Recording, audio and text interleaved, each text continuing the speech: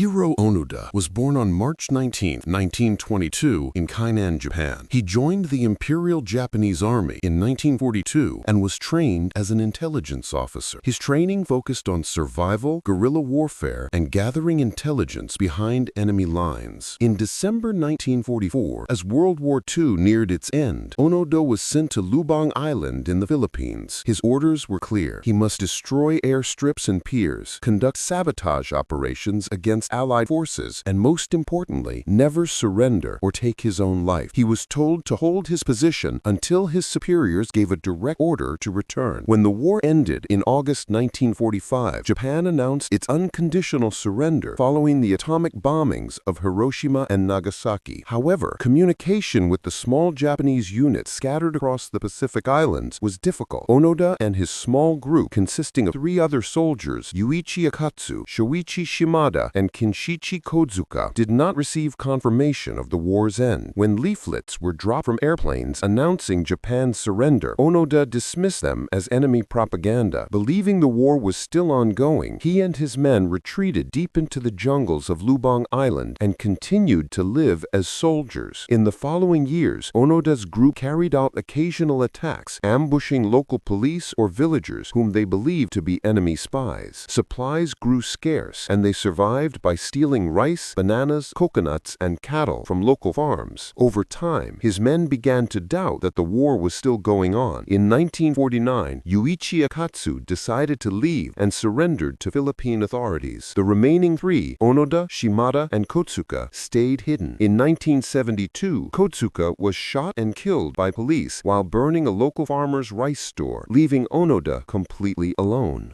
For nearly 30 years, Hiroo Onoda continued to live in isolation, surviving in the dense jungle with his rifle, ammunition, and belief that Japan was still fighting. During this period, Japanese authorities made several attempts to find him. Leaflets, letters, and even photos from his family were dropped into the jungle, but Onoda refused to believe them, convinced they were enemy tricks. He continued to wear his tattered uniform, maintained his weapon, and performed military drills. He believed his mission was to continue the emperor's order, to hold his ground no matter what. In 1974, a young Japanese traveler named Norio Suzuki arrived on Lubang Island. Suzuki had set out on a personal adventure to find, in his words, Lieutenant Onoda, a panda, and the abominable snowman, in that order. Incredibly, he succeeded in locating Onoda deep in the forest. Suzuki tried to convince him that the war was over, but Onoda refused to surrender unless he received direct orders from his commanding officer. Suzuki returned to Japan with photographs and Onoda's message, and the Japanese government then located Major Yoshimi Taniguchi, Onoda's former commander, who was now a civilian. In March 1974, Major Taniguchi was flown to Lubang Island. Dressed in his old military uniform,